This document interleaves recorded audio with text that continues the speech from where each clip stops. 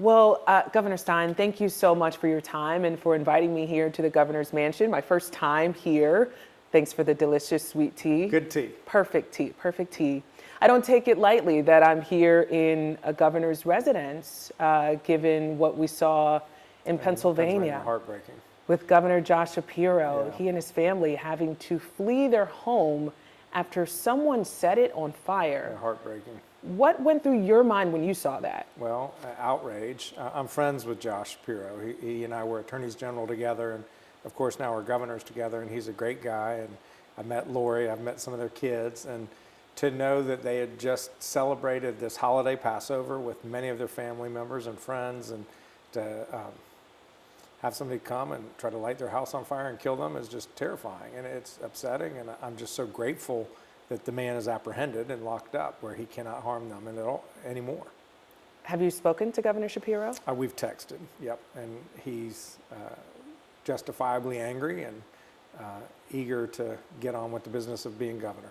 What was your message to him? Just how much I was thinking about him, and that it was a terrible thing for him and his family, and I was just so grateful that they were healthy, safe, and well. You mentioned Passover. Right now, authorities aren't giving a specific motivation, but they are saying that he did go to the home with the intention of harming Governor Shapiro. But yeah, they had just hosted a Passover dinner. Yeah. Do you have any fear that you'll be attacked for your faith? I don't. There's unfortunately a lot of mental illness in this country, and so the sad reality is that anybody who's on TV, on social media, wherever, someone can fixate on them. And so just because I have impressions, I'm visible, there's that, but you know, it could happen to anybody. And so I'm not personally worried. I'm certainly grateful for the security detail and how professional they are and what a great job they do. So I do my job. Are you expecting maybe heightened security here as a result of what happened? They don't. If they are, they don't tell me. They just do their jobs, and I'm sure whatever security level they're at, it's the right one. Let's talk about an issue that I know you have said is your #1 priority, and that is the recovery for Western North Carolina after Helene devastated that community. We just saw the state Senate's budget proposal, roughly $33 billion, allocating another $700 million in Helene recovery, in addition to the $1.5 billion that the state has already dedicated to Helene aid. Is that enough? Well, we have to be sure that that money is actually allocated to actually help, as opposed to being moved to a reserve account. Sometimes they've appropriated money, but all they've done is put it into a reserve account. So, you know, we're still studying the budget to understand its implications. But $700 million in and of itself is not enough. That doesn't necessarily mean that the budget as it relates to Helene is a failure, because we can have many bites of this apple. There are needs that we have today. There are going to be needs that we have a year from now. There are needs that we have from 6 months from now. And each one is a little bit different. You know, I was appreciative of the General Assembly appropriating $500 million. That was the first bill that I signed into law. It's nowhere near enough, but it is enough for us to get started. So we're now launching our housing reconstruction program. We're launching our bridge repair and renovation efforts. There's money to help towns revitalize their infrastructure so that businesses can succeed. So none of those dollar amounts are enough, but we can start those programs, and hopefully we will augment them over time.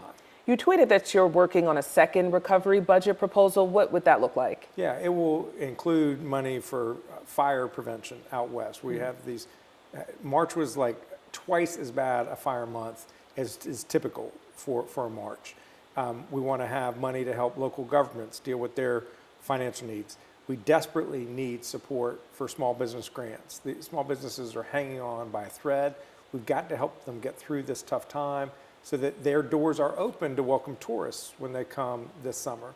We need more money for housing construction. So we need a little bit more of everything and some new programs as well.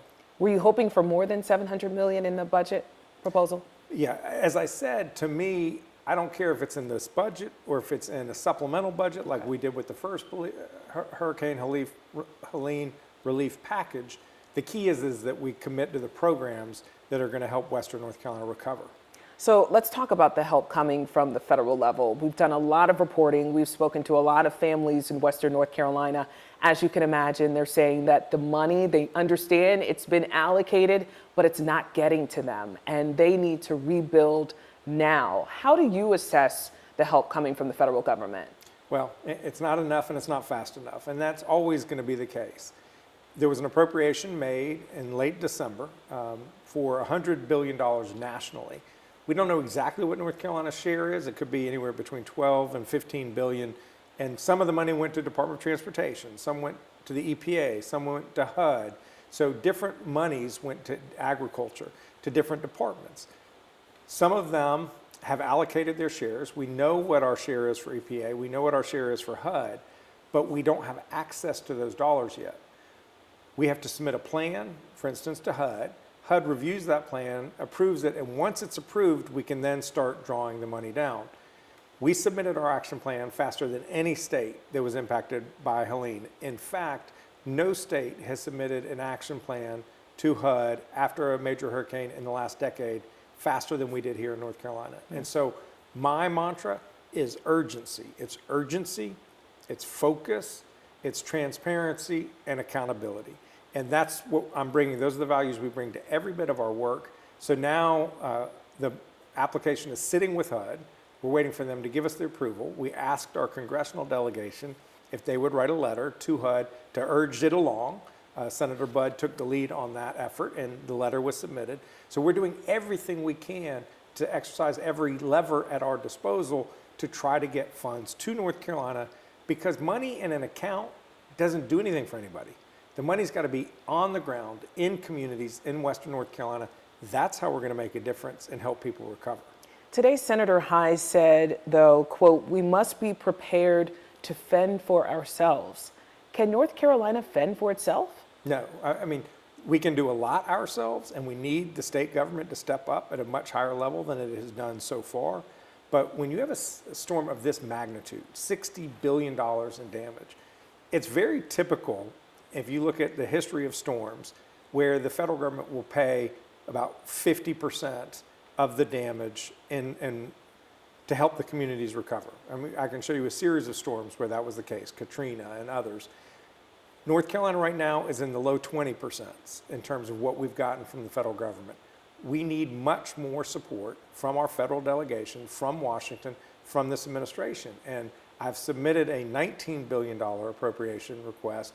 Actually, it's $11.5 billion in new appropriations. It's $7.5 billion in money that's previously appropriated that we want allocated to North Carolina, essentially so that we get our fair share of previously appropriated funds. So we will keep pushing the federal government because we need $19 billion from them, and we're going to need more from the state. If the federal government abandons us at this time, it could be devastating in terms of slowing down our ability to help Western North Carolina recover. You're on the Council of Governors, co-chair, a Democrat and a Republican, and you're tasked with looking at ways to improve FEMA, correct? That's correct. So as part of that effort, have you been able to talk to President Trump directly and tell him about the immediate needs of North Carolina? I talked with the president when he came to Asheville. I've talked with his administration on multiple occasions and have a conversation with the acting FEMA administrator tomorrow, another one. We've had a series of these calls. Yeah, there are things that FEMA can do better.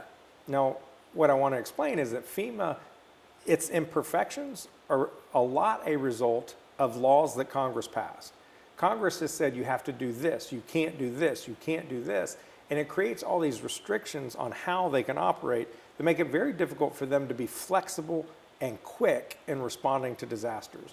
There are ideas that we have that I've shared with Governor Youngkin, the co-chair, Republican governor from Virginia, for his consideration, that I want to send to Washington, to the administration, about ways that they can reform FEMA so that it is more agile in getting money on the ground quicker. That's the number one difficulty facing either state or federal support, is the money never comes quick enough. And the longer it takes for money to come back to a community, the more businesses that will never open their doors, the more people who will flee the community because they have no housing or they have no employment, and they'll go to who knows where. What we don't want is wholesale abandonment of Western North Carolina. We want to get the resources there as quickly as we can. Is this a situation, though, that you're helping to improve things for the next storm? There are families right now in Western North Carolina who are out of their homes, who are staying in Airbnbs that, frankly, they can't stay there much longer. What do you say to people suffering right now? Yeah, the help is not coming quick enough. And I recognize that. We all appreciate that. We are going to start our home reconstruction and repair program this summer. We anticipate, if we get the money approved from HUD, that they will be granting us funds so we can expand that program this summer. We're starting with the state money. We want to expand it with the federal money. And if we do, we would have had home reconstruction happening within a year of a storm, which to you and me sounds terrible. But I don't know of any federally funded housing reconstruction program that has happened within a year of a storm. It's sort of the nature of the beast. And what I'm trying to do is to speed up the beast so we can help people as quickly as possible. I want to talk about tariffs because I've also spoken to people in Western North Carolina who are really concerned about tariffs. I spoke to 2 farmers and a brewery owner who are already seeing higher costs as a result of the tariffs. Steel and aluminum really impacting brewery owners. One telling me that on the high end, bigger breweries are seeing upward of $100,000 in unexpected costs. On the lower end, $10,000, $20,000. This on top of them, of course, trying to recover from Helene. What is your message to them about these tariffs? Well, I'm gravely concerned about the impact of tariffs on business in terms of the cost of inputs. You talked about the brewers. These are brewers that actually had to pay for water trucks for a series of weeks just to keep brewing beer because there was no water in Asheville. So they've already incurred crazy expenses. At the same time, their revenues are down because people haven't been up there visiting like they should. And by the way, I was just up there this last weekend. Asheville, much of Western North Carolina is wide open for business. And so if folks are looking for a great summer vacation, please find a town in Western North Carolina and go visit. Tariffs, if a country puts on tariffs to the outside world will reciprocate and put tariffs on our products, creating a trade war. Agriculture is the #1 industry in North Carolina. 25% of our product sales go outside this country. So we do a ton of exporting of agriculture, of sweet potatoes, of pigs. So we are playing with fire, playing with this economy. And what I do not want is for these tariffs to lead to higher costs for people who are already experiencing too high costs, higher costs for business who then have to pass it on to their customers when they're trying to get back on their feet, particularly in Western North Carolina, higher costs to rebuild all these homes. If housing construction costs go up 20%, we're not getting any more money from the federal government beyond whatever they're going to give us. It would just mean that we can produce 20% fewer houses. That means certain families who otherwise would have gotten support will not get support. So there is an incredibly real consequence to these rising prices, not to mention skirting on the edge of a recession. So I have urged the administration to step back from these trade wars. We do not need to be playing with fire. We've got about 2 more minutes left. Okay. I'll get this 2 questions in. Back to the budget. Senate Republicans proposing modest raises for teachers and state workers, as well as raises for law enforcement. Senator Sidney Batch described the raises as pathetic. Do you share that view? We need to do much better by the people who educate our children and who keep us safe. I called for substantial raises for our educators. North Carolina is the second lowest in the Southeast in what we pay starting teachers, lower than every state that borders us. So it shouldn't be a surprise that a lot of our graduates from college who want to teach end up going to Virginia, going to South Carolina, going to Georgia or Tennessee, not to mention other states around the country. My budget would have us be #1 in teacher pay for starting teachers in the entire Southeast. There's no reason why we can't do that. We have too many vacancies in law enforcement across the state. I want to give a hiring bonus to every person graduating basic law enforcement training or officers coming from other states to move to North Carolina At the same time, I want to give a raise to our state law enforcement that's bigger than what the budget of the Senate has proposed. So my challenge to the Senate is we can do better. And this is the start of the process. It will now go to the House. My hope is that the House substantially improves what we pay teachers and law enforcement, and then we can have a three-part negotiation. I want to get us to a place where there's a budget we can all be excited about. Final question. You don't like to use the word pathetic, right? We've done a lot of reporting, our NC Capitol team, on what Republicans say about you and what appears to be sincere efforts to work across the aisle. They have said that they have been able to reach you and have discussions with you and try to, come to some consensus about how to get aid to Helene and other big issues. Talk about your style of governing. Why are you deciding that it's so important to extend that olive branch to Republicans? We are going to be much more effective. We will always be more effective when we can work together across the aisle. We are stronger, we're more effective when we partner. So I have an open hand at all times to all people, Democrats, Republicans, unaffiliated. I don't care. And the issues that truly matter to people, helping Western North Carolina recover, improving our public schools, making sure that our workers have the skills to succeed in this challenging, ever-changing economy, making sure that our neighborhoods are safe. None of these issues are partisan issues. They're not Republican and they're not Democratic.